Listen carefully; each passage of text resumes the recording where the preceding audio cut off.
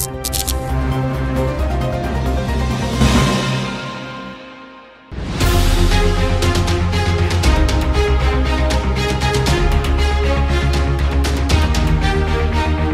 हैं गणेश जी नाइक की रीडेवलपमेंट के जनक वो है, और आप कहते हैं शिवसेना की वजह से ये रीडेवलपमेंट आया है। खुद की पीठ थपथपा रहे हैं आप। रीडेवलपमेंट नहीं होने के जनक नाइक साहब और तभी के कांग्रेस के लोग हैं। अगर तुमने काम किया तो तुम जीआर दिखाओ। आरोप लग रहे हैं कि किशोर पाटकर बिल्डर के एजेंट के तौर पे काम कर रहे हैं। अभी लोगों का छोटा घर ट्रिपल साइज का बना के मिल रहा हूँ, तो मैं लोगों का एजेंट हूँ कि मैं बिल्डर का एजेंट हूँ?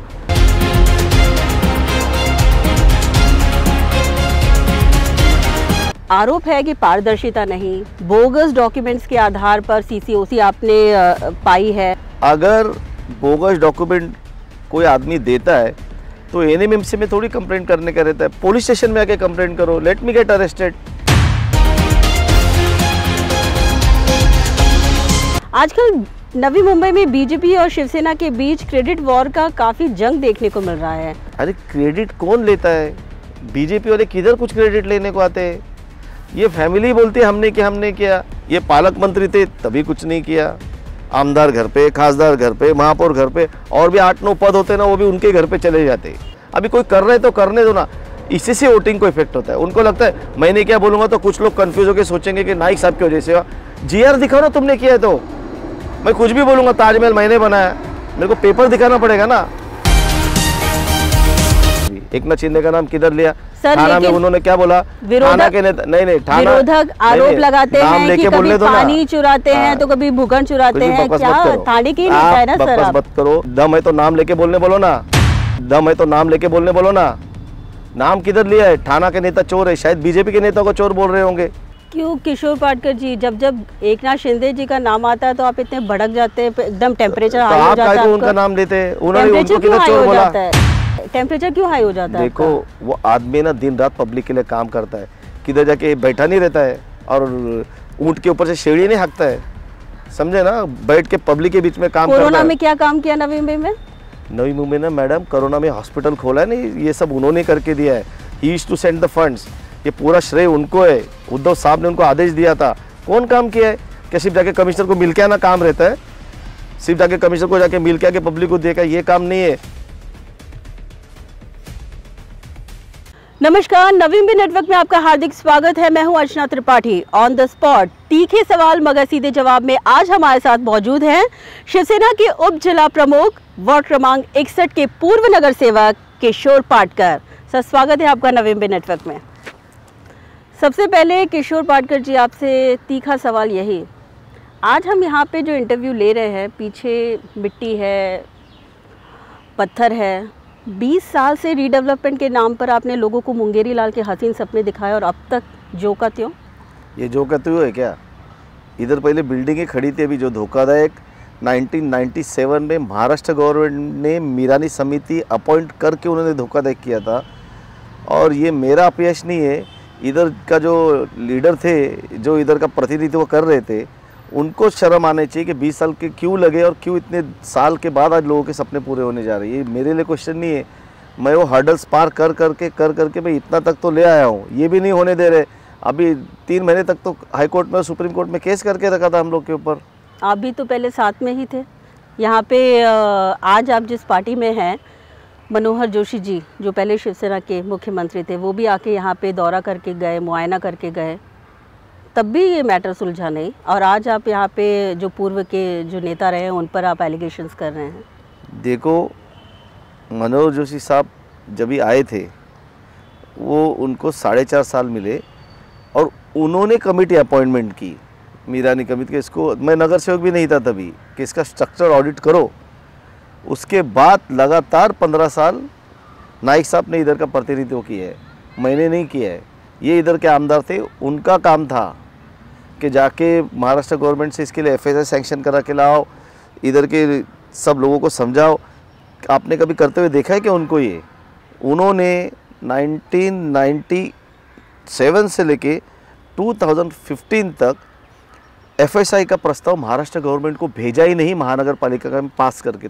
जब यहाँ से प्रस्ताव ही नहीं गया तो कहाँ से गवर्नमेंट FSI देगी? लेकिन हर चुनाव में तो यही मुद्दा रहता था कि हमने भेजा है, रीडेवलपमेंट का हम कर रहे हैं, तो आप कह रहे हैं कि प्रस्ताव भी नहीं भेजा। मैं उनकी पार्टी में ही था, हर बार इधर झूठे बैनर पोस्टर लगते थे, ये देखो FSI आ गया, FSI इधर बैनर लगते थे। मैं उनकी पार्टी में रह के भी मैंने इधर लोगों को बताया FSI आया हुआ नहीं, ये सब झूठ बोल रहे हैं। मैं मेरे पब्लिक के साथ इधर से छोटा का बड़ा हुआ हूँ, मैं झूठ बात नहीं कर सकता। FSI आएगा कहाँ से? तुम प्रस्ताव ही नहीं भेजा था। आप डेट देख लो निकल के, 2015 में गया प्रस्ताव, इन्होंने भेजा ही नहीं। कौन है फिर ये रीडेवलपमेंट को मुमकिन कर दिखाने वाला?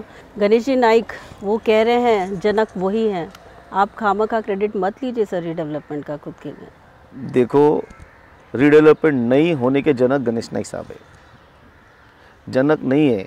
जनक आप किसको बोलेंगे? जब साहब मंत्री थे नाइक साहब, उनको मैं सीधा बोल रहा हूँ, इधर के कांग्रेस के जिला अध्यक्षों ने काम नहीं करने दिया था। मैं सीधा बोलता हूँ, रीडेवलपमेंट का काम यूनिफाइड DCR की वजह से CCIA UD minister Eknath Shinde साहब है, और एकनाथ शिंदे साहब की वजह से हुआ, इसलिए शिवसेना बोल रही है। अगर तुमने काम किया तो तुम GR दिखाओ। वो यूनिफाइड DCR के GR शिंदे साहब के सिग्नेचर से निकला हुआ है, तो इन्होंने कैसे क्या किया? फर्स्ट GR फडणवीस साहब ने निकाला था, मानते हैं? हाँ मानते, फडणवीस साहब ने निकाला था। जो सच है वो सच है। उसके बाद 4 साल तक 51 और 100% में मुंडे साहब करके गए, वो ऐसा का वैसा पड़ा रहा। बट जब उन्होंने निकाला उसके बाद भी एक BCC नहीं है, आप विटनेस हो सब लोग। अब जब यूनिफाइड DCR सजेशन ऑब्जेक्शन के लिए आया, पहले महासभा में आया था, 106 सुझाव मेरे अकेले के हैं। इनको मैं 10 बार बोल चुका, अरे बाबा अपना कुछ डालो, महापौर का सुझाव माना जाता है। एक सुझाव नहीं है, वो पढ़ते ही नहीं है। पढ़ने के बाद जब सब काम होने को आ जाता है, बिल्डर आ जाता है, फिर मैं है, हम लोग तुम्हारे साथ है, हम तुमको मदद करेंगे। मतलब एकदम छिचोरापन नहीं है। ध्यान दो ना। क्या पब्लिक को ये सब पता नहीं है क्या? पब्लिक को सब पता है। मेरे यहाँ से ऑलवेज नाइक साहब को 3,500-4 हज़ार वोटों की आगाड़ी मिलती थी। नाइक साहब बोलते थे किशोर के यहाँ से देखो अपने को हमेशा आगाड़ी मिलती है। लेकिन जब वो इधर से इलेक्शन हारे थे, मैं उनके लिए डोर टू डोर घूमा था। लोग मेरे मुंह पे दरवाज़ा बंद कर देते थे कि आप इस आदमी के लिए अभी तो वोटिंग मांगने मत आओ, हम अभी भी उधर के उधर है। ये सब का नतीजा ऐसा निकला कि बेलापुर में उनको इलेक्शन का हार का सामना पड़ा। और अभी भी विरोध चालू है। इतना समझ में नहीं आता है कि इधर अभी नेक्स्ट जनरेशन भी वोटर बन चुकी है। They want to see the result. आप घड़ी घड़ी उनको बकवास बातें, सपने, मुंगेरीलाल के सपने आपकी भाषा में बताओगे ना, वो आपको गिरा के पटक देंगे, वो मुझे भी पटक देंगे। उनको रिजल्ट चाहिए। तुमको क्या करना है, अगर हम तुमको चुन के दे रहे हैं ना, तो it is your responsibility, come and solve this issue. तो अब क्या ये मुद्दा सॉल्व हुआ है क्या? देखो, मुद्दा सॉल्व CC आने से नहीं होता है, मुद्दा सॉल्व डेंजरस करने से नहीं होता है, मुद्दा सॉल्व एनवायरमेंटल आने से होता है। मुद्दा सॉल्व तभी होता है जब रीडेवलपमेंट जहाँ होनी है वहाँ के लोग वो अपने घर खाली करके शिफ्ट हो जाते हैं, और शिफ्ट होने का जब वहाँ बिल्डिंग टूटती है उसके बाद ही प्रॉब्लम सॉल्व होता है। तो ये खाली लोगों को ये आ गया वो आ गया बता के मैं तो इस काम के खिलाफ है। अभी रिज़ल्ट देखना है तो ये देखो रिज़ल्ट है। अभी मेरे सेक्टर 9 और 10 में 10-10 हज़ार मीटर के 4 कंपाउंडों में ऑलरेडी बाउंड्रीज लग के, बैरिकेड्स लग के काम चालू होने जा रहा है। और कौन झूठा है कौन सच्चा है, लोग मूर्ख नहीं, वो खुद तय करेंगे। आरोप लग रहे हैं कि किशोर पाडकर बिल्डर के एजेंट के तौर पे काम कर रहे हैं। क्या बिल्डरों को मुनाफा पहुंचाने के लिए आप लोगों के विश्वास के साथ खिलवाड़ तो नहीं कर रहे? अभी लोगों का छोटा घर ट्रिपल साइज़ का बना के मिल रहा हो, तो मैं लोगों का एजेंट हूँ कि मैं बिल्डर का एजेंट हूँ? और बिल्डर क्या नगर सेवक है क्या? बिल्डर कोई साधु संत है? उनका प्रोफेशन है वो, ये एक इकोनॉमिकल और बिजनेस ट्रांजैक्शन है।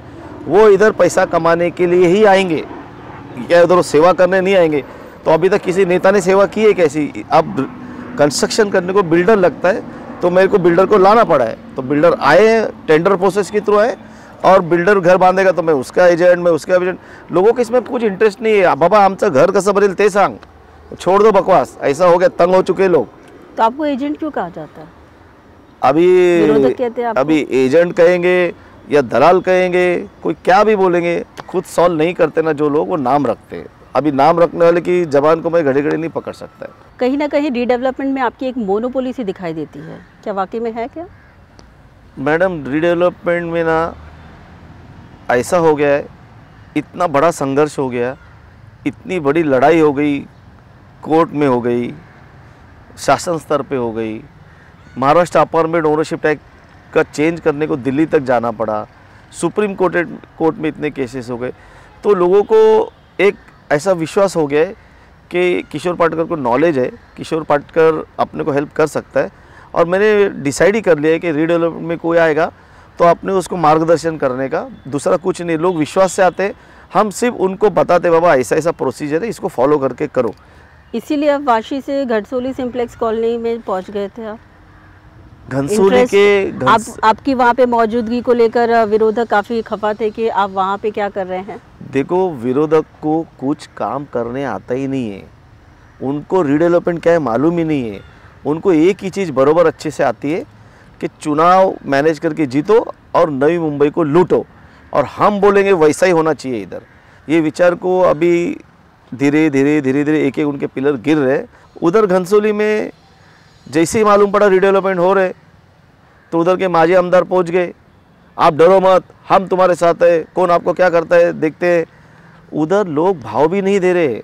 उधर लोगों ने 95% सिग्नेचर, सौरव शिंदे बोल के एक उधर का एक यंग लड़का है जो पॉलिटिकल साइंस में MBA करके लंदन से आया है, वो मेरे पास आया, किशोर दादा आम्हाला मदद करशील क्या। मैंने पहले घर देखा तो कि 10 बाई 10 जैन वन से भी छोटे घर, एक घर में 6 से 7 लोग। मुझे बहुत बुरा लगा देख के।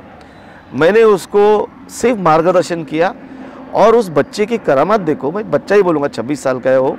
उसने विदिन 6 मंथ लोगों को कन्विंस करके 95% कंसेंट लिए। लोग स्टैम्प पेपर पे वीडियो शूटिंग रिकॉर्ड करके उसको 95% कंसेंट दे रहे। इट मीन्स कि लोगों को उधर के एक बड़े घर चाहिए। इनको कुछ मालूम ही नहीं है, उधर जाके बोलते तुम्हारा इमारत धोखादायक नहीं है। उनको यही मालूम नहीं है कि प्लॉट के साइज पे भी FSI मिलता है, जरूरी नहीं कि धोखादायक हो। घनसोली में जब पेपर में टेंडर निकला और बिल्डर लाया, बिल्डर आओ किसको भरना है भरो, सोसाइटी में बोल दिया, तभी तक ये लोग सो रहे थे, इनको पता ही नहीं क्या चल रहा है। उनको लगा कुछ नहीं होगा, तभी नहीं मालूम था किशोर पाटकर पीछे से। अभी मालूम पड़ गया उनको किशोर पाटकर पीछे से हेल्प कर रहा है। टेंडर निकाला, PMC अपॉइंट किया, सारी प्रोसीजर कंप्लीट की। अभी वो इस लेवल पे आ गया घनसोली का प्रोजेक्ट, सिर्फ उनके पास एनवायरनमेंट NOC नहीं है और उनके पास सिडको की NOC नहीं है, और एक NOC नहीं एयरपोर्ट की। हम लोग को जो 20 साल लगे ना, उनको 2 महीने में वो सब मिल जाएगा। वो अपने नए घर में चले जाएंगे, देखना ये कुछ नहीं कर पाएंगे। क्या ऐसे ही विरोध होता रहेगा तो किशोर पाटकर एंड तक उनके साथ रहेंगे क्या, उनकी मदद करने के लिए? मैं तो एंड तक ही रहेगा। मेरे को 22 साल से इन्होंने बहुत थकाने को देखा, बहुत मेरे को डराया। इसको लगा ये हार मान लेगा, इसमें पेशेंस नहीं है, कुछ तो किसी के साथ झगड़ा कर लेगा, किसी को मार देगा। उन्होंने मेरे पेशेंस देख लिए। जिधर जिधर भी रीडेवलपमेंट को ज़रूरत होगी, अगर कोई लोग मुझसे मदद मांगने आएंगे तो मैं करूँगा। हमारे सेक्टर 16 में देखो, उस C2 टाइप में सबसे पहला रीडेवलपमेंट का प्रस्ताव उनका था। कल उनके कमेटी के लोग भी आए थे, साहब अभी हमसे गलती हो गई, हमको थोड़ा हेल्प करो। हम लोग बहुत जा के थक गए उधर कोपर खेलना, हमारा काम नहीं हो रहा है, हमको कुछ पता ही नहीं। उनका सबसे पहला होना चाहिए था। अभी इधर CC भी आ गई, उधर अभी तक ठहराव भी पास नहीं। रीडेवलपमेंट को चलो आपने मुमकिन कर दिखाया, आप कह रहे हैं जैसा, लेकिन आरोप है कि पारदर्शिता नहीं, बोगस डॉक्यूमेंट्स के आधार पर CCOC आपने पाई है, और लोगों के जो भावनाओं के साथ आप खिलवाड़ कर रहे हैं, कुछ भी पारदर्शिता इसमें नहीं रह गई है। अभी पारदर्शिता नहीं रही है, और बोगस डॉक्यूमेंट लाए हैं, प्लस साइन झूठी मारी है। ऐसा नाइक साहब भी मिर्जे को लेके जाके कंप्लेंट करके आए NMMC में कि इनकी CC रद्द करो, ये बोगस डॉक्यूमेंट है। अगर बोगस डॉक्यूमेंट कोई आदमी देता है तो NMMC में थोड़ी कंप्लेंट करने का रहता है, पुलिस स्टेशन में आके कंप्लेंट करो, लेट मी गेट अरेस्टेड। जब NMMC CC देती है, उनके पास जो सारे पेपर रहते हैं वो वेरीफाई करते हैं, सारी चीज़ों को स्क्रूटनी होती है। स्क्रूटनी फी काय का भरते हैं? क्या पापड़ बनाने का स्क्रूटनी फी भरते हैं क्या? दे स्क्रूटनाइज एवरीथिंग। और उसके बाद उन्होंने मुझे CC दी है, और जब CC दी जाती है, इसका मीनिंग ये होता है कि आपने जो डॉक्यूमेंट सबमिट किए थे वो बरोबर है, उसके बाद CC दी जाती है, उसके बाद सिडको ने NOC दी है। और ये सारी चीज़ें जो हमने प्रोसीजर की है, उसमें हाई कोर्ट की ऑर्डर्स है, महाराष्ट्र गवर्नमेंट का GR है, ये सब की वीडियो शूटिंग करके इसका एविडेंस बोल के आप जमा करके रखो। और ये सारी चीज़ें रजिस्टर ऑफ सोसाइटी इसके पास गई है, तीनों ने वेरीफाई करके CC दिए। अभी वो कोई कुछ भी क्या भी बोलेगा और हम लोग सुनते बैठेंगे, और मैं इतने जन को कहाँ से जवाब देते बैठूंगा? अकेला आदमी क्या क्या करेगा? जो आप पे आरोप लगा रहे हैं, यानी आरोपों में कोई तथ्यता नहीं है, सत्यता अगर नहीं है। आरोपों में तथ्यता होती तो अभी तक मेरे को पुलिस पकड़ नहीं लेती क्या? अभी तक हमारी सीसी कैंसिल नहीं होती क्या? मैनेज करते हैं आप ना अधिकारियों को, इस वजह से सब कुछ हो जाता है आपका काम। अभी NMMC, CIDCO, high court, police station, environment department, एक आदमी क्या, मैं एक नगर सेवक है छोटा सा, मैं ये सब मैनेज कर रहा हूँ। ये मैनेज एक ही चीज़ से होता है, ट्रांसपेरेंसी रखने का। Transparency is the weapon. आप अगर ट्रांसपेरेंट हो, आपको किसी के पास जाने की ज़रूरत नहीं, किसी के सामने झुकने की ज़रूरत नहीं है। अपना काम एकदम क्लियर रहेगा तो ही ये सब आदमी इतने जन को लड़ सकता है। मैं संदीप ठाकुर साहब के साथ हर केस में इंटरवीन करके उनसे झगड़ता हूँ, तत्वों पे झगड़ता हूँ। मैं इतना सब लोगों के साथ लड़ता हूँ, तब मैं इन एंड आउट क्लियर हूँ, तभी आदमी ऐसा लड़ सकता है। अगर आप किधर पैसा खा रहे हो, किधर भ्रष्टाचार कर रहे हो ना, तब आप लड़ते नहीं। वो आदमी डरपोक रहता है, वो चुप बैठता है, वो हमेशा डरा हुआ सहमा हुआ रहता है। अरे मैं बोलूँगा तो करे, मेरे ऊपर कुछ कर लेगा, मेरा कोई ओपन करेगा। मेरे पास कोई केस ओपन करने के लिए नहीं। मिर्जे क्या बोल रहा था, दिवाली के पहले मैं इसको अंदर डालूंगा, जिसको नाइक सब लेके गए थे एनएमएमसी में। क्योंकि क्या हुआ, नया साल हो गया, आपका सेटिंग हो गया है क्या? मिर्जे के साथ सेटिंग क्या करेगा? मैं उसको आपके इंटरव्यू में बोला था, 1 रुपया नहीं दूंगा। और नई मुंबई में खन्नी गैंग, अगर किशोर पाटकर डर के पैसा देने इनको लग गया ना, तो ये पूरे नई मुंबई को डरा डालेंगे, सब बिल्डरों को भी डरा डालेंगे। हमने उनको एनएमएमसी को सारे जवाब दे के बरोबर उन्होंने चेक किया हमारे पेपर, एवरीथिंग इज क्लियर। इसीलिए आज कहीं भी कुछ कार्रवाई नहीं है। आप उनको खंडनी गैंग कैसे बोल सकते हैं सर? उन्होंने आपसे ऐसी कोई डिमांड की है जो आप सीधा ऐसा आरोप लगा रहे हैं उन पर? अभी क्या वाया डिमांड आती है, डायरेक्ट नहीं आती है। जो गलत करेगा वो डर के खंडनी देगा।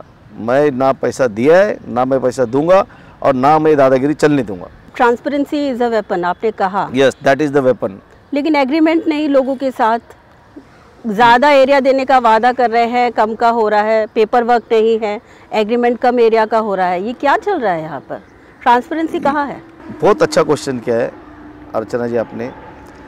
अभी पेपर लोगों को तब दिया जाएगा ना जब लॉटरी निकाली जाएगी। मुझे उनका एग्रीमेंट देने के लिए मुझे उनका नए घर का नंबर लिखना पड़ता है, उसके लिए एजीएम लेनी पड़ती है, और एजीएम में उसके घर का नंबर निकलने के बाद वो PAAA जिसको बोलते हैं वो पेपर दिया जा सकता है। वो छोड़ के उसका फॉर्मेट, सारी की सारी चीज़ें रेरा पे अपलोड है, सारी चीज़ों का रेरा रजिस्टर्ड हो चुका है। किसी को चाहिए तो रेरा में जाके प्रिंट आउट ले सकते हैं। बट अभी ठीक है, इधर के मेरे काका काकी लोग टेक सेवी नहीं है, उनको ऑनलाइन निकालने नहीं आता होगा। अभी मेरे ऑफिस में चल के आप एक बार देख लेना, 648 मेंबर है। अभी मैंने कैलाश की निकाला है, आज इतना बड़ा बंच है। उसमें DA की कॉपी है, एरिया स्टेटमेंट है, उसमें सिडको की NOC है, CC की कॉपी है। ये सब इतना बड़ा बंच 648 लोगों को बनाने को टाइम लगता है। और दूसरी बात, हम लोग अभी मीटिंग भी नहीं लगा सकते कि कैसे नहीं। पुलिस का रेस्ट्रिक्शन है, 50,000 50 लोग के ऊपर आए तो सीधा 10,000 रुपये का फाइन लगता है। सोसाइटी के लोग डर रहे। दूसरा, आपने एकदम राइट क्वेश्चन किया कि आप लोगों को वादा ज़्यादा कर रहे हैं बट एग्रीमेंट में आप कम लिख रहे हैं। मैं सेक्टर 9-10 और वाशी नई मुंबई के सभी लोगों को बताना चाहता हूँ, ये इन्फॉर्मेशन है आप लोगों के लिए, कि जो PAAA होता है उसमें रेरा कारपेट लिखा जाता है, और उसके ऊपर जो एनक्लोज बालकनी और जो एंक्सलरी FSI है वो अपन उसमें नहीं लिख सकते, उसको अलग से लिखा जाता है। इससे 2 चीज़ें होती है, एक आपकी स्टैम्प ड्यूटी बचती है, दूसरा आपको पता चल जाता है कि मेरा ये और ये, मैं दरवाज़ा खोलूँगा मेरा तो मेरा यूजेबल एरिया कितना है, वो क्लियर कट अलॉटमेंट लेटर में मेंशन करके सोसाइटी और बिल्डर साइन करके अलॉटमेंट देने वाले।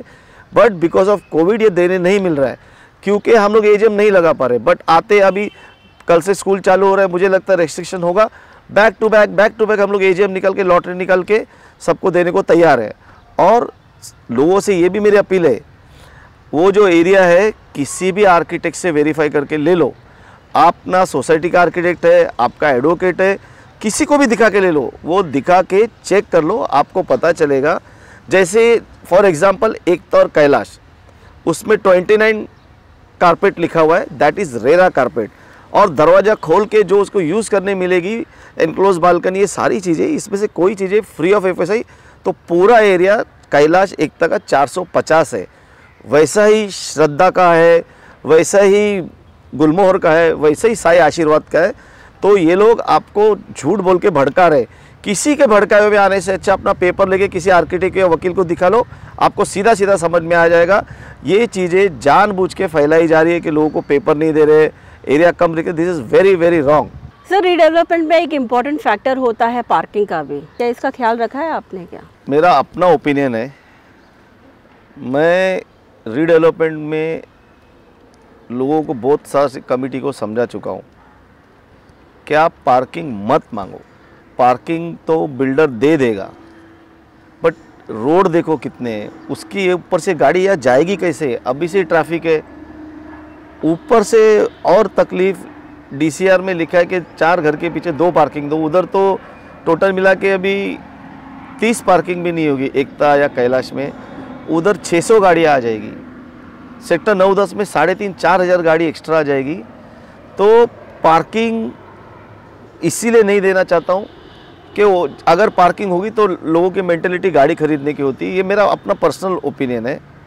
इसके ऊपर मैंने IRC पढ़ा है, इंडियन रोड कांग्रेस कोड जो होता है, उसमें इतने रोड पे इतनी गाड़ियों की डेंसिटी होनी चाहिए, ऐसा उसके ऊपर क्लियर कट लिखा हुआ है। और संदीप ठाकुर साहब जो नई मुंबई के एक RTI एक्टिविस्ट है, बहुत ईमानदार, और जिनका नाम है नई मुंबई उनकी ईमानदारी के लिए और निर्भीकता के लिए, मैं उनको भी बहुत बार कोशिश कर रहा हूँ कि उनको क्यों समझ में नहीं आ रहा है कि अगर इधर इतनी पार्किंग देंगे तो नई खरीदने वाला भी गाड़ियाँ खरीदेंगे। उन्होंने कोर्ट में PIL कर रखा है, PIL 123 ऑफ 2016, जिसमें मैं इंटरवेनर हूँ। उसमें वो बोल रहे हैं कि सब घर को पार्किंग दो, सेक्टर 9-10 में इतनी गाड़ियाँ आ जाएगी तो जाएगी कि, तो उन्होंने अपोज करना चाहिए।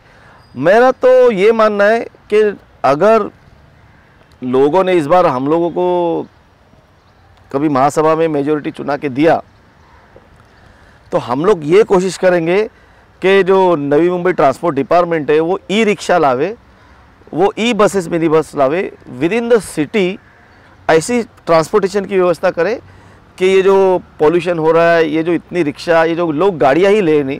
ब्रिटेन के प्राइम मिनिस्टर, कनाडा के प्राइम मिनिस्टर खूब ट्रेन में ट्रैवल करते हैं, खुद पब्लिक ट्रांसपोर्ट में ट्रैवल करते हैं। उधर अभी ऐसा मेंटेलिटी है कि जिधर पार्किंग नहीं होगी उधर लोगों के घरों के दाम ज़्यादा है। अपने अभी रिवर्स है कि फ्लैट चाहिए तो मुझे 2 पार्किंग चाहिए, 3 पार्किंग चाहिए। अगर लोगों को अच्छा पब्लिक ट्रांसपोर्ट इंक्रीज होता है, वाटर ट्रांसपोर्ट चालू होता है, तो NMMC के कमिश्नर में ये बात इसमें UD डिपार्टमेंट में भी बता चुका हूँ कि साहब आप पार्किंग दोगे पर गाड़ियाँ जाएगी किधर? इतना पॉल्यूशन होगा, ये जाएगा किधर? इतनी रीडेवलपमेंट का ये बहुत बड़ा एक डिसएडवांटेज हो जाएगा कि यहाँ इतनी ज़्यादा पार्किंग आएगी। और संदीप ठाकुर साहब कोर्ट में बहुत झगड़ कर रहे हैं, हमारा बहुत चल रहा है कि सब घर को एक पार्किंग दो। मैं बोल रहा हूँ पार्किंग ही मत दो, लेने का है तो घर लेंगे। अभी भी किधर है पार्किंग? JN 1 JN 2 में किधर है पार्किंग? लोग रह रहे इतना अच्छे से। लोगों को अगर गाड़ियाँ रोड पे पार्क करने की आदत है, एक हवलदार भी बैठेगा ना, एक भी गाड़ी नहीं लगेगी। इनको गाड़ियाँ ही लेने मत दो, मेरा ये पर्सनल ओपिनियन है। और मैंने यही एफिडेविट मैंने कोर्ट में डाला है। IIT ने सर्वे किया है कि हमको इतनी गाड़ियाँ लोगों को नहीं देनी चाहिए लेने के लिए। ये थोड़ा लोगों को बुरा लगेगा बट लॉन्ग टर्म में समझेगा। ये जो रोड अभी से सेक्टर 9 से 10 आने के लिए आधा घंटा लगता है ना, ये उसी का नतीजा है। रोड बड़े करो, अपना मेट्रो चालू करो, वाटरवे चालू करो, ये प्रॉब्लम सॉल्व होएगा। पार्किंग देके इसका गाड़ियों का प्रॉब्लम सॉल्व नहीं होगा। मैडम किशोर पाटकर जी, आपकी भी JN टाइप में काफ़ी घर हैं, आप एक उद्योजक हैं, आप पर भी आरोप लग रहे हैं कि कहीं ना कहीं कमर्शियल एंगल आप भी सोच रहे हैं, कुछ ना कुछ इसमें आपका भी है। घर ही है ना, डांस बार तो नहीं है ना मेरे। बहुत से लोग हैं जो घड़ी घड़ी आते हैं, किशोर आमचा घर गए, आम्हाला कोणतरी फसवेल। मैं बहुत मना करता हूँ इधर के लोगों को घर मत बेचो। मेरे 4-5 ही घर है और ये घर अभी नहीं 15 साल पहले लिए, एक घर अभी लिया है। और घर लेने का सबसे रीज़न क्या है, मैं घर लेता हूँ तो मेंबर बन पाता हूँ, तब मैं उनकी AGM जाके अटेंड कर सकता हूँ, नहीं तो मैं क्या उधर जाके बोलूँगा। और मेरे जो घर है उसकी क्या वैल्यू है? मेरे घर लिए ऐसा एफिडेविट संदीप ठाकुर साहब ने कोर्ट में डाला है। मतलब किशोर पाटकर के 4-5 घर है तो 3-4 हज़ार रीडेवलपमेंट में जो गरीब लोग रह रहे उनके घर मत बनने दो। मेरी एयरपोर्ट के बाहर भी ज़मीन है, मैंने इसलिए ज़मीन ली थी कि कल मैं उधर कोई अच्छा होटल खोलूँगा, एयरपोर्ट आएगा तो मतलब किशोर पाटकर ने उधर ज़मीन ली है तो एयरपोर्ट मत बनने दो, ऐसा बोल सकते क्या कोई? ये सब फालतू आरोप है और इसमें कोई ग्रेविटी नहीं है। क्या किशोर पाटकर जो जिस प्रकार से उभर कर एक उभरते हुए नेता बनकर साबित हो रहे हैं, कहीं उस प्रकार की घबराहट तो सामने वालों के पास नहीं है? घबराहट जरूर रहेगी। मैं 53 कंपाउंड के रीडेवलपमेंट में मार्गदर्शक के काम पे काम कर रहा हूँ। अगर किशोर पाटकर को नहीं रोका गया तो किशोर पाटकर उनको बोलेगा तो लोग हमको वोटिंग नहीं करेंगे। ये डर है, राजनीतिक। हाँ, राजनीतिक डर है। उनको लगता है ये हमारे खिलाफ बोलेगा। मैं उनको मार्गदर्शन करता हूँ, लोगों को रीडेवलपमेंट का अच्छा लगता है और मैंने रिजल्ट दिया हुआ है और उनको मालूम है किशोर को इतना तकलीफ सब लोगों ने दिया, फिर भी वो खड़ा रहता है, डट के खड़ा रहता है और लोगों के घरों के लिए झगड़ा कर रहा है ना। तो आप देखना, वो मेरे को इसीलिए वो लोग ऐसा अपना राइवल समझते कि ये वोटिंग खराब करेगा। अभी घनसोली में बताओ 3168 घर है, हर घर में 4 वोटर तो रहेंगे। 95% लोग सौरभ शिंदे को और मेरे को सपोर्ट किए वहाँ पे, ऑन पेपर वीडियो के सामने सिग्नेचर किया। ये क्या कर लेंगे अभी आप देखो, सौरभ शिंदे कभी उनके खिलाफ कुछ नहीं बोलता। मैंने बोला शांत रहा, तेरा जे काय करू दे, लोग देख रहे हैं, इलेक्शन नज़दीक है, जस्ट बी क्वाइट। लोग उनको, जो हमारे इधर हुआ है ना वो अभी उधर होएगा। लेकिन शांत रहने से सर सब कुछ हो जाएगा क्या? इतना अगर सामने पत्थर पे पत्थर मारते रहेंगे, आरोप पे आरोप लगाते रहेंगे, इतना शांत नहीं रहेगा ना। मैं रहेगा ना कौन रहेगा। जब तक इधर तक नहीं आता है तब तक लोग चुप बैठते हैं। एक बार इधर आ गया ना तो बंदर भी हाथ पैर मारता है। तो वो तो सब इंसान है, उधर भी कोई डरपोक लोग नहीं है। उनको कोई उधर बुलाता ही नहीं है। माजे आमदार को जाके घड़ी घड़ी मीटिंग, और उधर एक थोड़ा फियर फैक्टर चलता है, गांव वाला और सिटी वाला। मैं उसको डिफ्यूज़ कर रहा हूँ। ऐसा नहीं है चुपचाप बैठे रहो। तुम्हारा घर बनाने के लिए शिंदे साहब ने प्रॉमिस किया है, एक नाथ शिंदे साहब यूडी मिनिस्टर है, सब सॉल्व हो जाएगा, देखना उनका प्रॉब्लम। आपका फाइट दरअसल है किसके साथ? बीजेपी के साथ आपका झगड़ा चल रहा है या आपकी जो लड़ाई है, युद्ध है, वो गणेश जी नाइक के साथ है? मेरा युद्ध बीजेपी के साथ तो बिल्कुल नहीं है। मेरा युद्ध नाइक फैमिली की जो मेंटेलिटी है उनके साथ ही है। जब तक वो रीडेवलपमेंट को विरोध करेंगे हम उनको विरोध करेंगे। वो जिस दिन विरोध छोड़ेंगे हम उनका विरोध छोड़ देंगे। लेकिन बार बार कहते तो है ना सर खुले मंच पे कि हम लोग रीडेवलपमेंट के पक्ष में हैं, हम खिलाफ में नहीं। तो फिर आप कैसे बोल सकते हैं कि वो विरोध कर रहे हैं? अरे आप उधर देखो ना, अभी घनसोली में अभी इलेक्शन है 7 अप्रैल को। सोसाइटी के इलेक्शन में कोई जाता है क्या एमएलए? उधर जाके विरोध कर रहे हैं और हार के आने वाले बुरी तरह से। अगर रीडेवलपमेंट का आपको सपोर्ट है ना तो हम लोग उनको सिर पे लेके बिठाएंगे, बोलेंगे आओ दादा नारल तोड़ो, सब ऐसा करेंगे। अभी भी समझ में नहीं आ रहा है, रीडेवलपमेंट की वजह से ही बेलापुर की सीट गई उनकी, सेम उधर हो जाएगा। क्या एरोली का भी यही हाल होने वाला है? रीडेवलपमेंट को विरोध करो यही हाल होगा। अभी तो ऐसी हालत बुरी है, 3 पार्टियां एक साथ है विधानसभा में, ऑलरेडी ऐसा स्थिति है। तो ये ऐसा नहीं चलेगा, रीडेवलपमेंट को विरोध, लोग लड़ेंगे। सर आप 2000 से यहाँ के नगर सेवक रहे हैं, नाइक साहब के साथ आपका कैसा रिश्ता रहा है? देखो मैं 2000 साल से इधर नगर सेवक है। मेरे ऊपर कभी भ्रष्टाचार का आरोप हुआ है क्या, या मैंने किसी के दादागिरी किया हुआ है क्या? मेरे ऊपर एक भी किधर पुलिस केस नहीं है। कुछ भी सब बोलते रहते। और नाइक साहब के साथ रिलेशन अच्छा ही था, बट एक पॉलिटिकल रिलेशन होता है, एक रिस्पेक्टफुल रिलेशन होता है। अभी मेरा पॉलिटिकल रिलेशन तो कुछ नहीं है। कभी कभी संजू नाइक साहब किधर तो दिखते तो बस नमस्कार करता हूँ। दूसरा, मैं 2000 साल से नगर सेवक है, तो मेरे साथ 20-20 साल से जो दोस्त थे मेरे, सूरज पाटिल, भरत नकाते, ऐसे आज से काफ़ी 20 साल पहले 15 साल पहले हम लोग एकदम फैमिली रिलेशन था। अब ये लोग जो नगर सेवक थे जो मेरे साथ पहले थे, बहुत सारे नगर, मुनव्वर पटेल है, सब यंग लड़के लोग हैं, मेडकर, उनको नाइक साहब में से बात ही नहीं करने देते। वो लोग में से बात ही नहीं करते।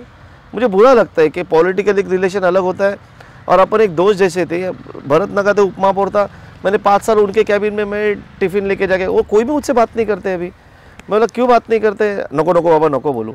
तो ये टाइप का मेंटेलिटी अच्छी बात नहीं है। मुझे नाटा साहब कभी नहीं बोलते, मंदा महात्रे क्या इतना नाम क्यों लेता है? कभी मंदा महात्रे मुझे नहीं बोलती है कि तू इसके साथ बात मत कर। शिंदे साहब कभी नहीं बोलते इसका। हम सब दोस्त हैं ना, दोस्त नगर सेवक। तो फिर अभी वो रिश्ता भी ख़त्म हो गया है। वो मेरे से बात नहीं करते उनकी वजह से, और देखा तो भी इधर मुँह करके जाते हैं। सब तो आप क्यों नहीं सामने से बात कर लेते? किससे बात करूँ? आपके दोस्तों से। मैं सामने से करता हूँ भरत को फ़ोन, कभी भी फ़ोन करो, भरत कैसा है, ठाओ भरा है, कट। ये लोग देखो, वैभव गायकवाड़ क्यों अलग हुआ? वैभव गायकवाड़ तू किशोर पाटकर से बोला है, मैं क्या अछूत है?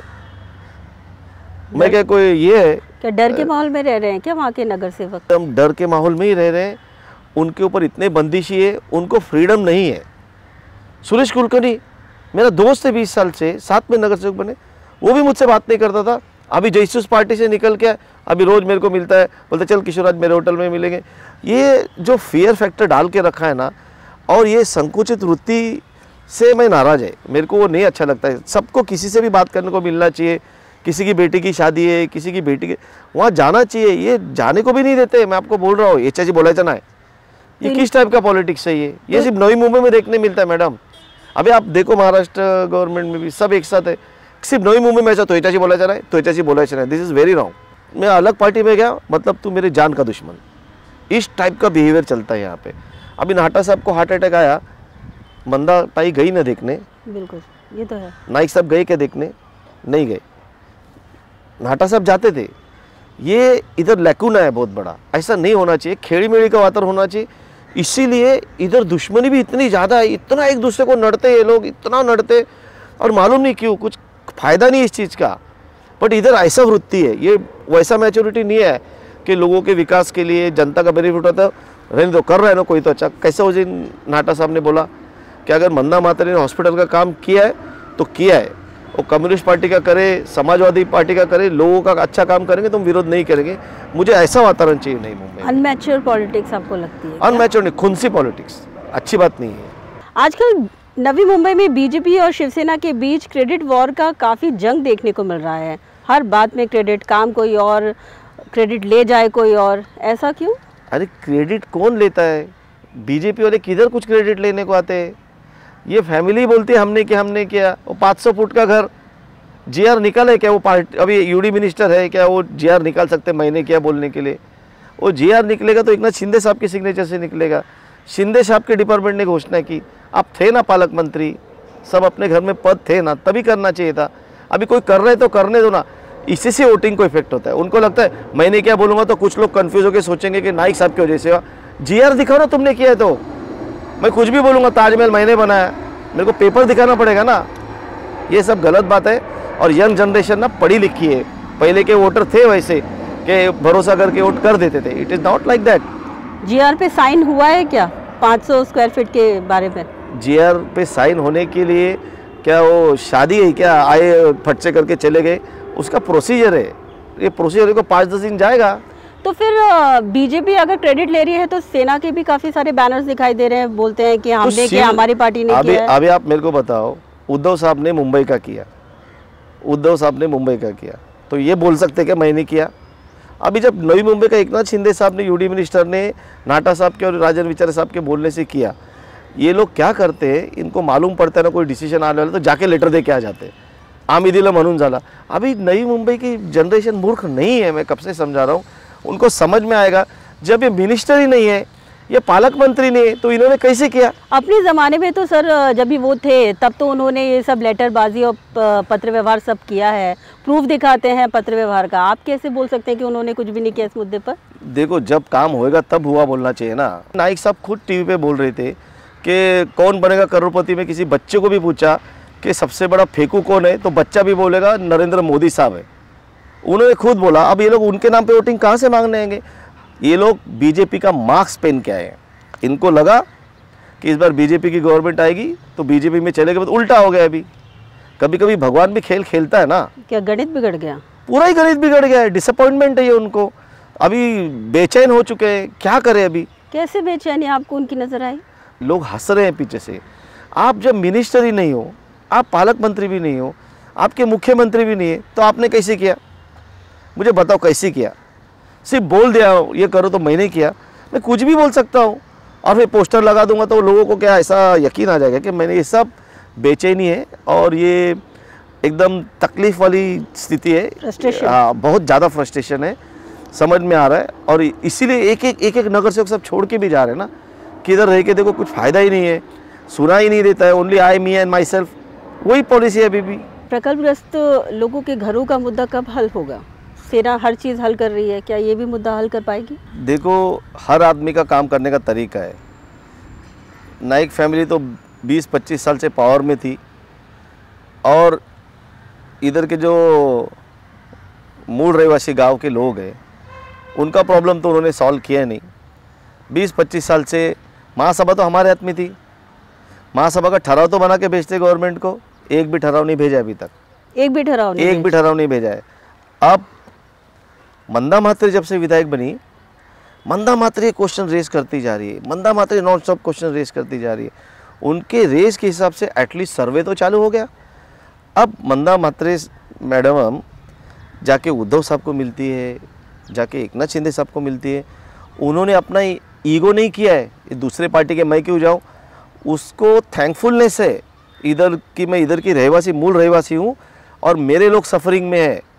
तो ये काकी उधर जा जाके पाठ पुरावा करती है और शिंदे साहब शिवसेना का काम करने का तरीका अलग है।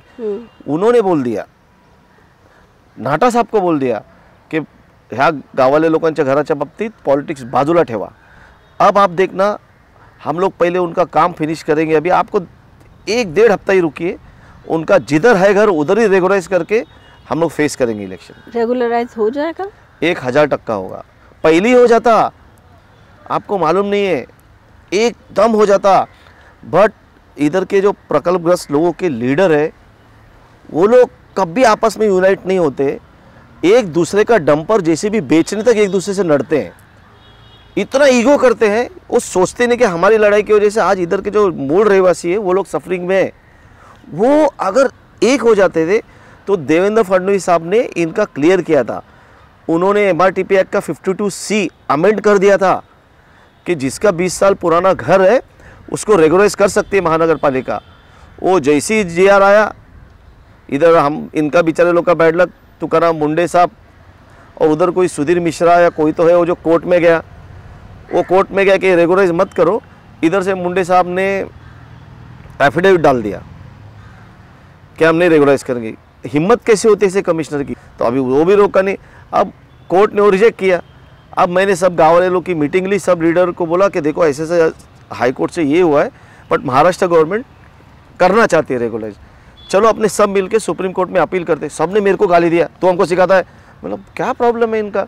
ये लोग प्रकल्पग्रस्त लोग के जो नेता है इधर के सभी, ये लोग झगड़ा कर करके इनको सबको सफरिंग करा रहे हैं। हमारा कैसे सॉल्व हो गया रीडेवलपमेंट का प्रोग्राम, किशोर पाटकर अकेला कर रहे हैं, उसको करने दो, कोई बीच में नहीं आया, वो दूसरा करने जाता है उसके बीच में। और ये खास करके यही फैमिली करती है, दूसरे लोगों को काम करने ही नहीं देती है। कौन सी फैमिली? नाइक फैमिली नहीं करने देते लोग दूसरे लोगों को काम, कुछ भी अच्छा हुआ तो भी उनके लोगों नहीं करना चाहिए या हम नहीं करना चाहिए, तो तुम तो करो बाबा, कोई भी करो, गरीब लोग के घर होने दो ना।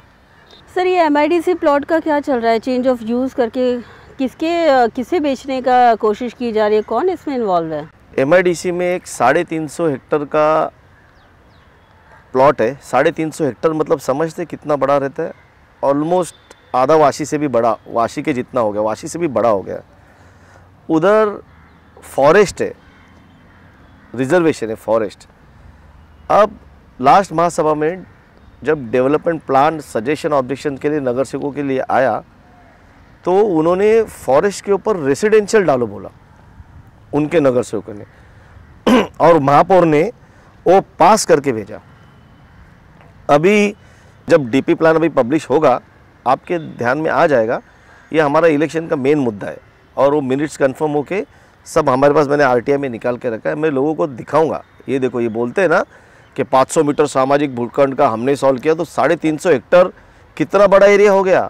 तभी के जो नगर सेवक थे नाइक साहब की पार्टी में, उन लोगों ने सुझाव डाला है।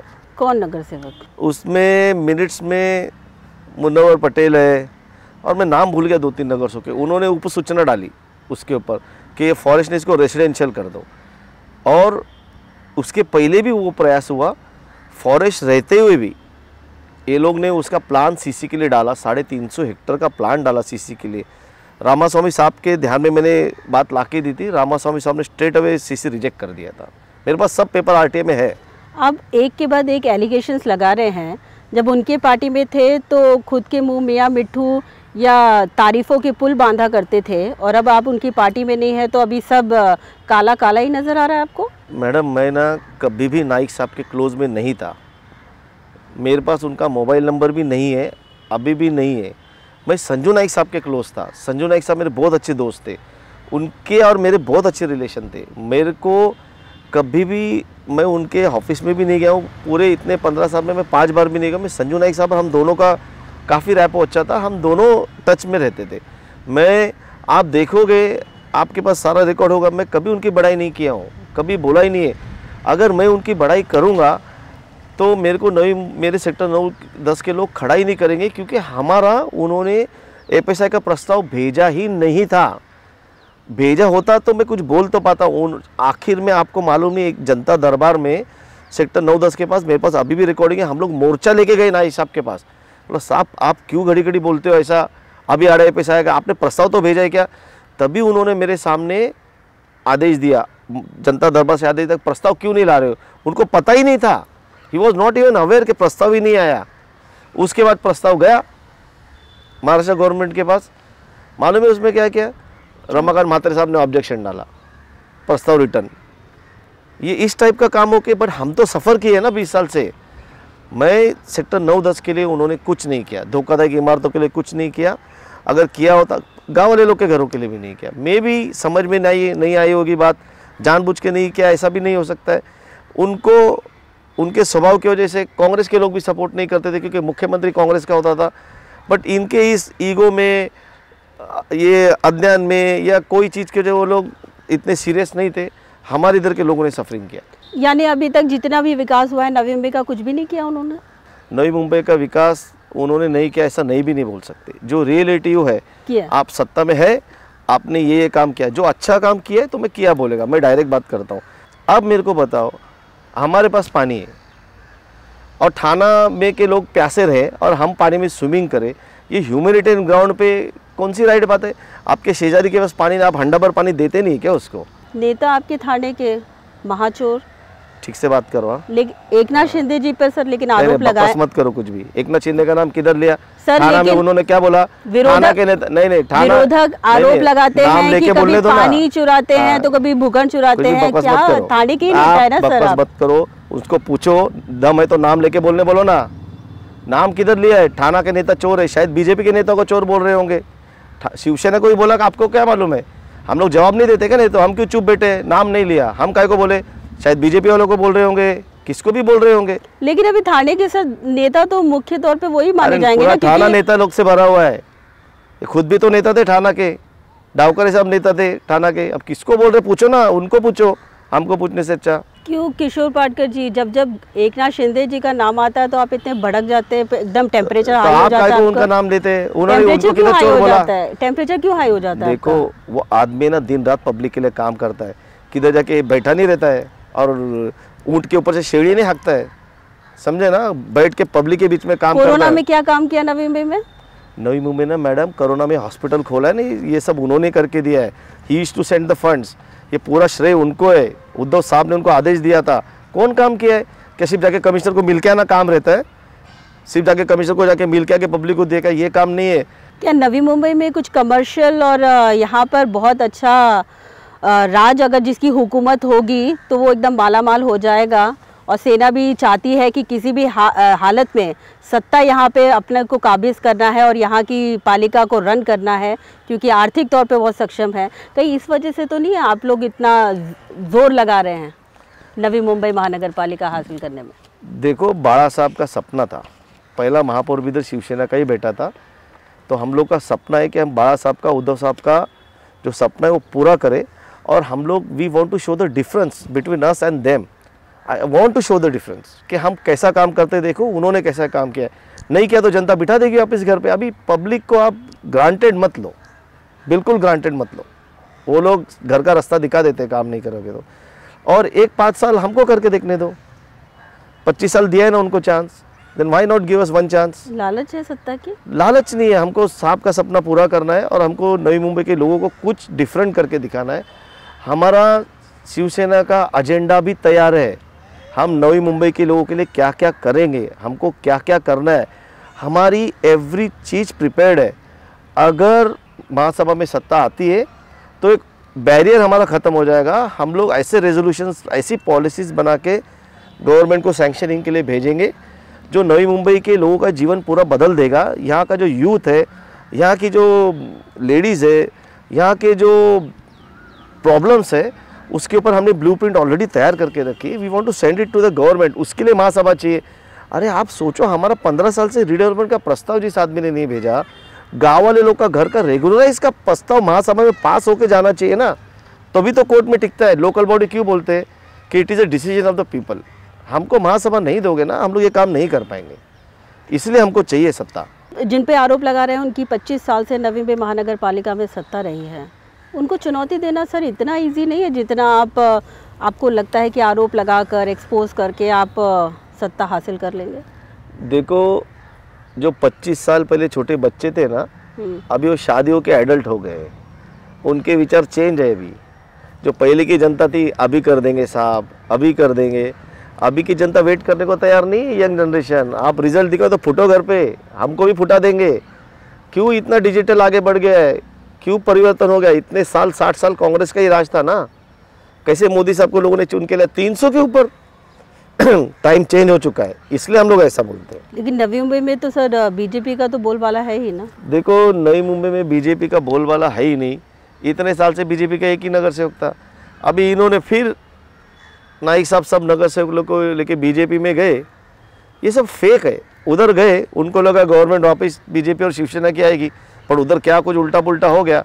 अभी ऐसी कंडीशन आ गई है, अभी बचे हुए नगर सेवक भी आ जाएंगे देखने पार्टियों में, आ जाएंगे। हाँ हाँ, आप देखते जाओ, क्योंकि लोगों को पता है ये पालक मंत्री थे तभी कुछ नहीं किया, आमदार घर पे, खासदार घर पे, महापौर घर पे, और भी 8-9 पद होते ना, वो भी उनके घर पे चले जाते, समझे ना। इन्होंने तभी कुछ नहीं किया, अभी तो ये पावर में नहीं है, तो लोग डिफ्लेक्ट करेंगे और शिवसेना काम नहीं करेंगे तो शिवसेना को भी छोड़ेंगे। अभी के लोगों को रिजल्ट चाहिए। अभी सब एक जैसा हो गया madam party, but people want result. Congress के साथ हाथ मिलाकर चुनाव लड़ने का आपका प्लानिंग तो नहीं है सेना की? देखो, हमारे ऊपर तो बहुत बड़ी मेहरबानी हो जाएगी, क्योंकि कौशिक साहब बहुत बड़े सीनियर लीडर है और वो उनकी जो विचार है कि कांग्रेस अलग होकर लड़ेगी, तो मैं बहुत छोटा नगर सेवक है, मैं उसके बीच में कुछ बोल नहीं सकता है। और मुझे पूरा कौशिक साहब के नेतृत्व पर यकीन है, वो अकेले लड़के भी महासभा के लिए और इलेक्शन में 122 में से 121 नगर सेवक तो जरूर चुन के लाएंगे। तो अगर वो लोग साहब ऐसा बोल रहे, उनको अकेले लड़ना है तो उन्होंने अकेले ही लड़ना चाहिए, और ये बहुत बड़ी हमारे पर मेहरबानी हो जाएगी। टॉन्ट कस रहे हैं आप? टॉन्ट क्या कस रहे हैं, हमको पूरा विश्वास है उनके ऊपर। आए तो वेलकम, नहीं आए तो भीड़ कम। क्या है शिवसेना का गणित नवी मुंबई में? क्या बदलाव लाना चाहते हैं सर आप? क्या वो डेवलपमेंट एजेंडा में डाला हुआ है, मैं अभी से डिस्क्लोज नहीं करूंगा। कुछ विकास के लिए आपने कुछ सोचा नहीं है? साहब, वार्ड के लिए? हमारा शिवसेना महाविकास आघाड़ी का, हम लोग कौन से दिन प्रचार करेंगे, कौन से दिन सभा होगी, हमारा एजेंडा क्या होगा, हम लोग हमारे डिजिटल मीडिया कैसे करेंगे, हमारी योजनाएं क्या है, हमारा सब एवरीथिंग इज़ रेडी। क्योंकि क्या हो गया, देखो 2 बार इलेक्शन पोस्टपोन हो गया। लास्ट इलेक्शन में हम लोग ये बना के रेडी थे। हमारा ये भी है कि इधर कौन कौन नेता कौन से दिन आएंगे, हम लोग किधर का मैदान बुक करेंगे, कौन से नगर सेवक ने किधर का मंडप बुक करके, everything is ready with us. हम लोग रेडी बैठे हुए हैं, रेडी बैठे हुए। इलेक्शन के लिए तैयार हैं आप लोग? एकदम तैयार है। अगर कोविड की हर्डल्स नहीं आती और एक्स्ट्रा कुछ, तो हम लोग फेस करेंगे इलेक्शन। तो ये थे हमारे साथ पूर्व नगर सेवक किशोर पाटकर। ऑन द स्पॉट में आगे एक नई शख्सियत के साथ फिर हाजिर होंगे, तब तक के लिए आपसे इजाज़त लेते हैं। नमस्कार सर। नमस्कार आपने।